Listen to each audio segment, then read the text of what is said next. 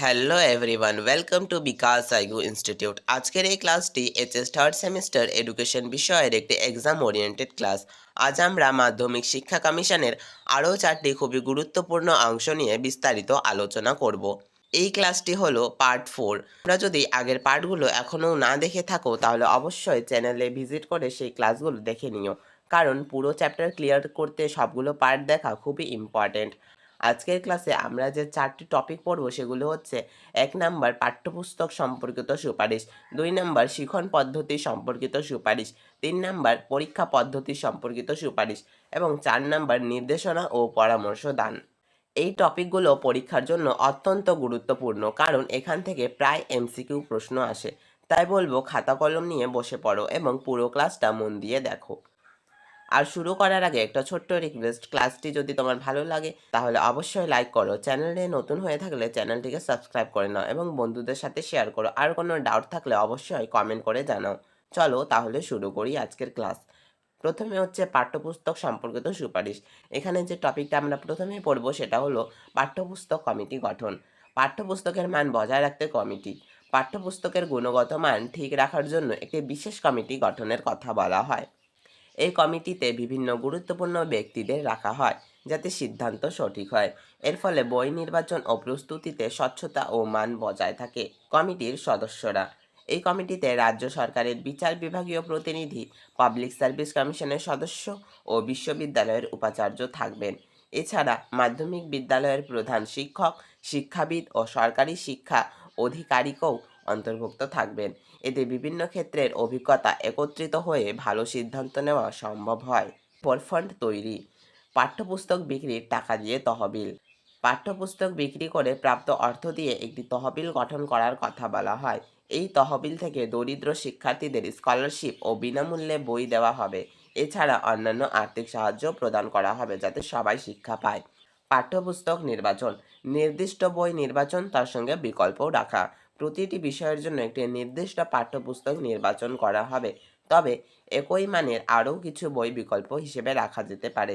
এতে শিক্ষক ও শিক্ষার্থীদের কিছুটা স্বাধীনতা থাকে। নিরপেক্ষতা বজায় রাখা, কোনো পক্ষপাত নয়। পাঠ্যপুস্তকে এমন কোনো বিষয় রাখা যাবে না যা জাতি, বর্ণ, ধর্ম বা সম্প্রদায়কে আঘাত করে। এছাড়া কোনো রাজনৈতিক পক্ষপাতও থাকা উচিত নয়। অর্থাৎ বই লেখার ক্ষেত্রে সম্পূর্ণ নিরপেক্ষতা বজায় রাখা জরুরি।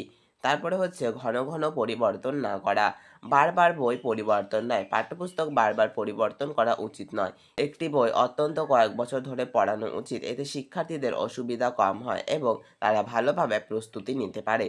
তো এখান থেকে আমরা পাঠ্যপুস্তক সম্পর্কিত সুপারিশগুলি থেকে যে বিষয়টা একদম সহজভাবে বুঝে নিলাম সেটা হচ্ছে, প্রথমে হচ্ছে কমিটি গঠন, তারপরে ফান্ড তৈরি, বই নির্বাচন, নিরপেক্ষতা, পরিবর্তন না করা। এই 5টা পয়েন্ট খুব ভালো করে মনে রাখবে, পরীক্ষায় আসার সম্ভাবনা খুবই বেশি। এরপর আমাদের ক্লাসের আজকের দ্বিতীয় টপিক হচ্ছে শিখন পদ্ধতি সম্পর্কিত সুপারিশ। মাধ্যমিক শিক্ষা কমিশনের শিখন পদ্ধতি সম্পর্কিত সুপারিশ, এই টপিকটি খুবই গুরুত্বপূর্ণ, কারণ এটি সরাসরি শিক্ষাদানের পদ্ধতির সঙ্গে যুক্ত এবং পরীক্ষায় এখান থেকে এমসিকিউ আসার খুবই সম্ভাবনা রয়েছে। চলো তাহলে একে একে সব পয়েন্ট সহজভাবে বুঝে নিই। প্রথমে হচ্ছে গতিশীল শিখন পদ্ধতি। প্রাণবন্ত ও পরিবর্তনশীল শিক্ষা। মাধ্যমিক শিক্ষা কমিশন স্থির বা একঘেয়ে শিক্ষার বিরোধিতা করে। তারা এমন শিক্ষণ পদ্ধতির ওপর জোর দেয় যা পরিবর্তনশীল ও আকর্ষণীয়। এতে শিক্ষার্থীদের আগ্রহ বাড়ে এবং শেখা আরও কার্যকর হয়।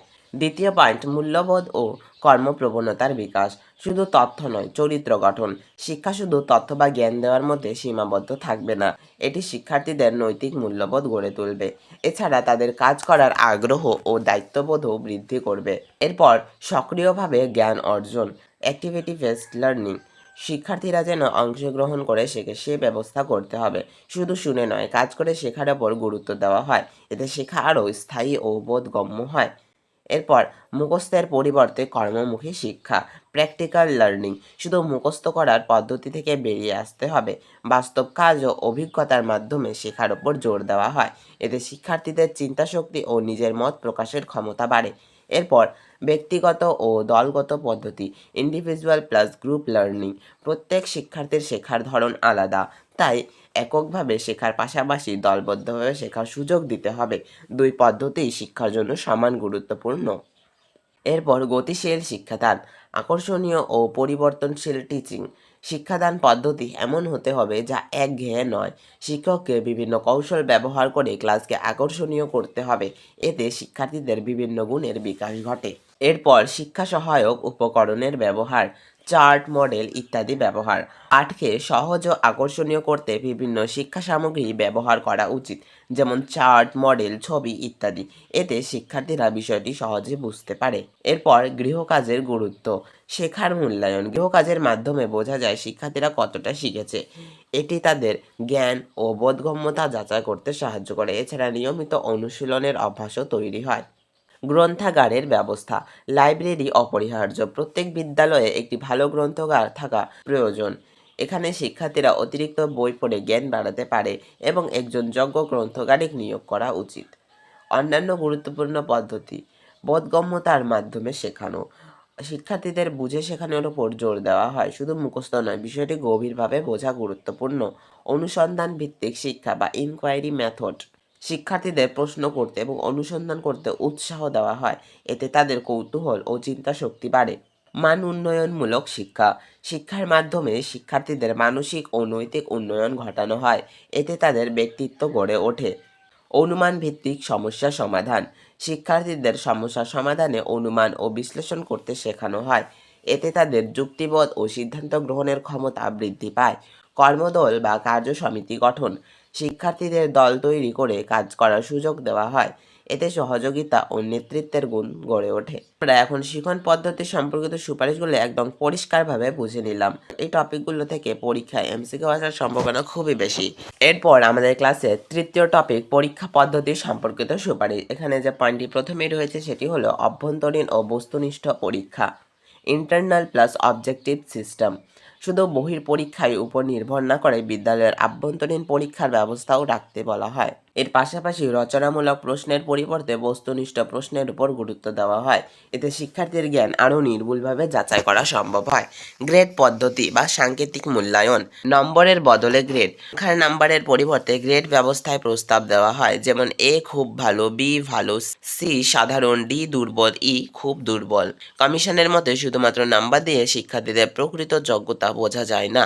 নিয়মিত পরীক্ষা ব্যবস্থা, কন্টিনিউয়াস ইভ্যালুয়েশন। শুধু বার্ষিক পরীক্ষার ওপর নির্ভর করা ঠিক নয়, সাপ্তাহিক, মাসিক ও অর্ধবার্ষিক পরীক্ষার ফলও মূল্যায়নে অন্তর্ভুক্ত করতে হবে। এতে শিক্ষার্থীর ধারাবাহিক অগ্রগতি বোঝা যায়।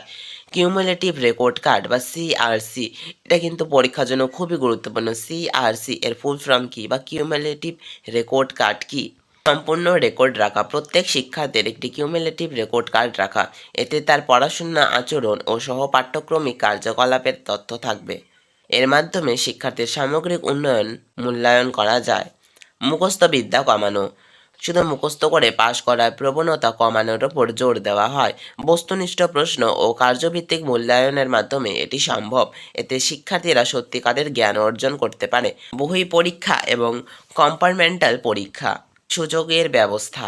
মাধ্যমিক স্তরে একটি সাধারণ বহি পরীক্ষা থাকবে।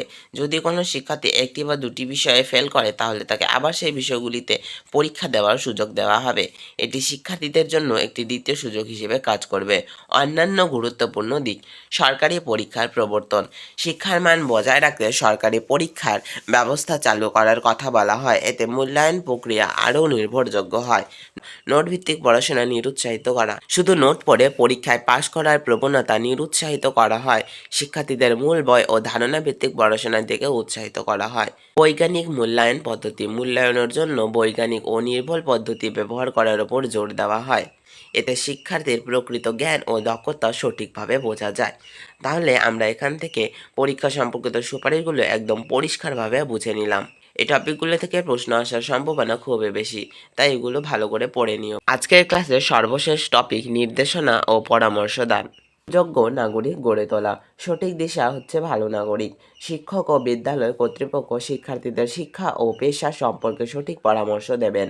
এর ফলে শিক্ষার্থীরা নিজের লক্ষ্য নির্ধারণ করতে পারে এবং ভবিষ্যতে তারা দায়িত্বশীল এবং দক্ষ নাগরিক হয়ে উঠতে সক্ষম হয়। চলচ্চিত্রের ব্যবহার, শিক্ষামূলক ফিল্মের মাধ্যমে গাইডেন্স। ভিন্ন পেশা ও শিক্ষার ক্ষেত্র সম্পর্কে ধারণা দিতে শিক্ষামূলক চলচ্চিত্র ব্যবহার করার কথা বলা হয়। আমাদের শিক্ষার্থীরা বাস্তব উদাহরণের মাধ্যমে বিষয়গুলি সহজে বুঝতে পারে, ফলে তাদের আগ্রহ ও সচেতনতা বৃদ্ধি পায়। গাইডেন্স অফিসার ও ক্যারিয়ার মাস্টার নিয়োগ। বিশেষজ্ঞ নিয়োগ। প্রত্যেক বিদ্যালয়ে প্রশিক্ষিত গাইডেন্স অফিসার ও ক্যারিয়ার মাস্টার থাকা প্রয়োজন। তারা শিক্ষার্থীদের সঠিক বিষয় ও পেশা নির্বাচনে সাহায্য করবেন। প্রয়োজনে শিক্ষকদেরও বিশেষ প্রশিক্ষণ দিয়ে এই দায়িত্ব পালন করানো হবে। যৌথ উদ্যোগের প্রয়োজন। Teacher plus parent plus councillor. সঠিক নির্দেশনা দেওয়ার জন্য শুধু শিক্ষক নয়, অভিভাবক ও পরামর্শদাতারও ভূমিকা গুরুত্বপূর্ণ। সবাই মিলে কাজ করলে শিক্ষার্থীরা সঠিক সিদ্ধান্ত নিতে পারে, এতে তাদের ভবিষ্যৎ আরও সুসংগঠিত হয়। প্রশিক্ষণ ব্যবস্থার উন্নয়ন। ট্রেনিং সিস্টেম উন্নত করা। পরামর্শদাতা শিক্ষকদের জন্য বিশেষ প্রশিক্ষণের ব্যবস্থা করা প্রয়োজন। এজন্য আলাদা শিক্ষা প্রতিষ্ঠান গড়ে তোলার কথা বলা হয়, এতে তারা আরও দক্ষভাবে শিক্ষার্থীদের গাইড করতে পারবে। তো আজকের ক্লাসে আমরা মাধ্যমিক শিক্ষা কমিশনের 4টি গুরুত্বপূর্ণ অংশ একদম সহজভাবে বুঝে নিলাম। আশা করি তোমাদের সবকিছু ক্লিয়ার হয়েছে এবং এক্সামের জন্য এই টপিকগুলো তোমাদের অনেক হেল্প করবে। যদি এই ক্লাসটা তোমার একটু হলেও ইউজফুল মনে হয় তাহলে অবশ্যই ক্লাসটিকে লাইক করে দাও, চ্যানেলটা সাবস্ক্রাইব করে নাও, আর তোমার বন্ধুদের সাথে শেয়ার করতে ভুলো না। কোনো ডাউট থাকলে অবশ্যই কমেন্ট করে জানাও। আর আগের পার্টগুলো যদি না দেখে থাকো তাহলে অবশ্যই চ্যানেলে ভিজিট করে সেই পার্টগুলো দেখে নিও। যদি তুমি HS third semester education subject এবং অন্যান্য সাবজেক্টে ভালো নাম্বার পেতে চাও তাহলে অবশ্যই বিকাশ সাইকো ইনস্টিটিউটের অনলাইন ক্লাস তোমার জন্য একদম পারফেক্ট। এখানে তুমি পাবে সম্পূর্ণ syllabus cover, chapter wise exam oriented explanation, MCQ plus short notes, important প্রশ্ন ও সাজেশন, রেগুলার প্র্যাকটিস এবং ডাউট ক্লিয়ারিং। একদম বেসিক থেকে অ্যাডভান্স পর্যন্ত স্টেপ বাই স্টেপ বুঝিয়ে পড়ানো হয়। যদি তুমি আমাদের অনলাইন ক্লাসে জয়েন করতে চাও তাহলে অবশ্যই 81001919 এই নাম্বারে কন্ট্যাক্ট করো।